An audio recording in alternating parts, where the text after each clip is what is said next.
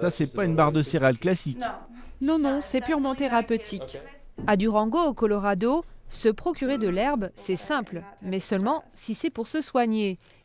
Il faut d'abord obtenir une ordonnance de son médecin et après ça, les patients ont accès au cannabis sous toutes ses formes, herbe à fumer, crème contre l'arthrite, pilule ou sirop contre les nausées ou l'insomnie. Aux États-Unis, l'usage du cannabis est strictement interdit, sauf dans 12 États qui en tolèrent l'usage seulement à des fins thérapeutiques. Et cette exception est en passe d'être votée dans 3 autres États et même dans la capitale américaine. J'ai beaucoup de choix, je vends au poids, 1 gramme, 3,5 grammes, 7 ou 14 grammes. Pour certains, ces boutiques ne sont qu'une façade pour les trafiquants de drogue. Mais pour les patients, le cannabis est un vrai remède, notamment contre les douleurs chroniques.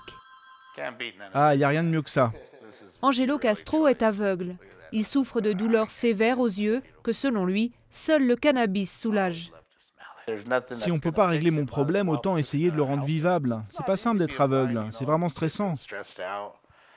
Voilà bientôt 10 ans que la marijuana médicale est devenue légale au Colorado.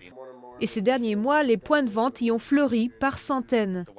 En Californie, à Los Angeles, autre tendance, les autorités tentent actuellement de mettre un frein à ce boom des distributeurs de cannabis médical en durcissant la réglementation. Le débat fait encore rage entre partisans et opposants à l'herbe comme remède thérapeutique. Aux prochaines élections de novembre, les habitants de Californie auront l'occasion de se prononcer sur une dérégulation totale de l'usage du cannabis.